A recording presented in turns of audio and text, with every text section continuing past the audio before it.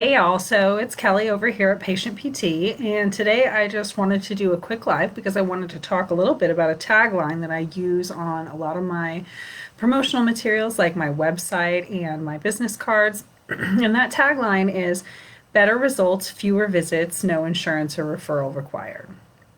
So, the reason that I like to use that tagline and highlight that aspect of Patient PT's business model is because I have been in the situation of going to physical therapy 2, 3 times a week for several weeks in a row, and I know how difficult that can be to schedule around.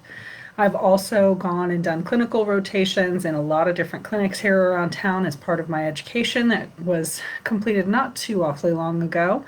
And that means that I got to visit, I think it was 8 or 9 different facilities through the course of my education and observation that's part of the physical therapy program. And I noticed a trend of most physical therapy clinics preferring to book clients and patients 2 or even 3 times a week. And as I got more experienced, I realized that some of that is just sort of clinician preference, and that just means that that may be the way that your physical therapist prefers to work. But sometimes it's because that is what is the most reimbursable by insurance. Sometimes there are corporate policies that dictate that therapists try to prescribe folks to come in a couple of times a week or 3 times a week in order to meet various internal goals, a lot of times, unfortunately, related to income. And in my experience, especially because I like to work with folks who are dealing with longer term issues, not everybody really needs to come in more than once a week. And a lot of people really don't like to come in more than once a week. And in fact, some people don't like to come in even once a week. One of the things that I pride myself on here at Patient PT is making sure that every single person who walks through the door is getting as much or as little help as they really need. I'll be flexible with you to stretch your visits out into a longer period of time to give yourself more time to build up strength, or I will compress your sessions into more frequent visits so that you can kind of get a results a little bit faster. It all depends on what the patient wants to accomplish in their time and how much time and money they have to spend on things. And because I don't bill insurance, I have to take things into consideration, like how many visits the person has already had to pay for and whether or not maybe they're getting sick of coming in to see me, every week or every other week. So I pride myself on making sure that I spend enough time in each visit with my clients to get all the information I need in order to give them really great care. So, for example, when you come in for your initial evaluation, we may spend an hour and a half going over your case, letting you talk about the reasons that you're there for physical therapy, and then going through and testing all the different muscle groups that might be involved and doing a really thorough sort of hands-on examination of any areas that are affected so that I can get a good idea of whether there are lots of restrictions. Like, for example, folks who have lots of headaches end up having restrictions in a lot of different muscle groups. And those are things that can be really difficult to fit in a busier clinical environment when there are a whole lot of tables, a whole lot of practitioners working all at the same time. At least I always found it really difficult to concentrate on what was really going on with my patients in those sorts of environments. So your visit may be a little bit longer when you come into patient PT, especially the first time. Subsequent visits, I don't really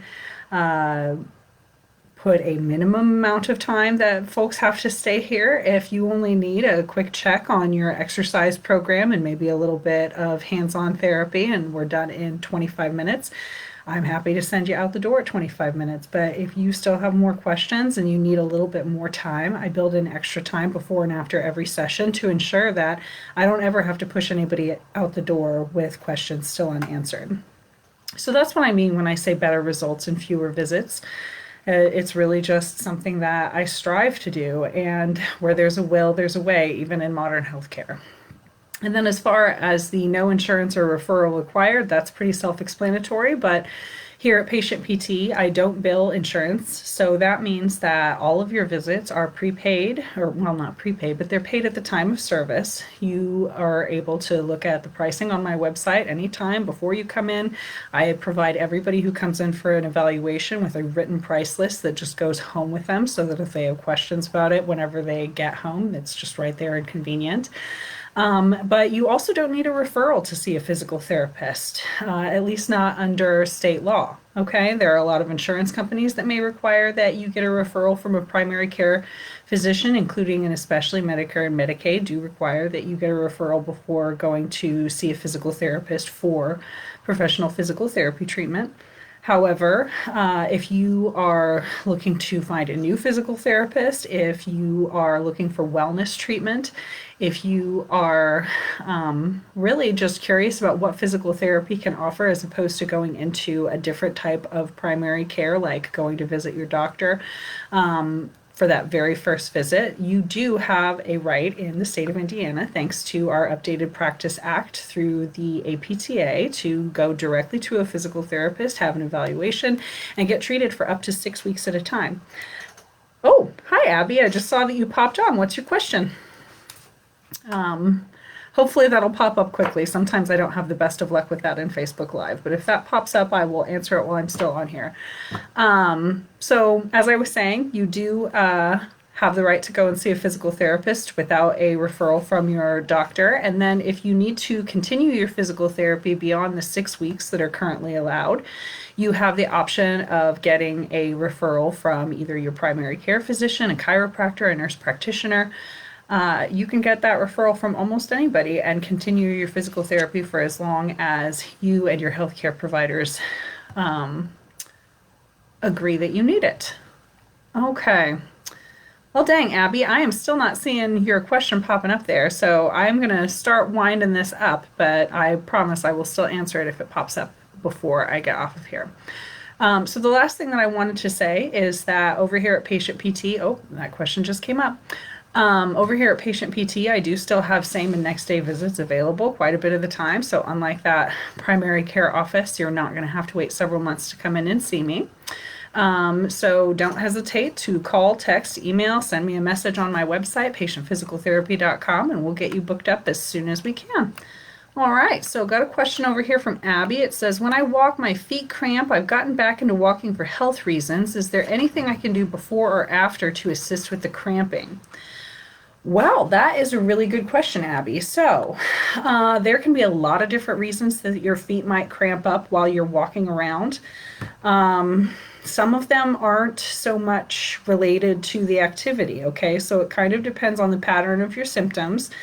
But if it is just sort of getting used to exercising a little bit more, you may have an intrinsic strength deficiency in your feet, which just means that the muscles that are actually like right inside your feet and not continuing up into the rest of your leg, and I know this is not my foot obviously, but those intrinsic muscles inside your foot may just need a little bit more strengthening. So a lot of times before you go on a walk or a run or something like that, if you're getting cramps in your feet, you can just do a pretty simple warm-up that basically involves like clenching your toes, spreading them out, clenching them down again, spreading them out.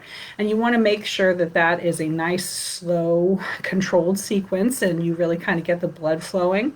Like toe yoga is something that you could Google on YouTube or whatever to get some better examples of that.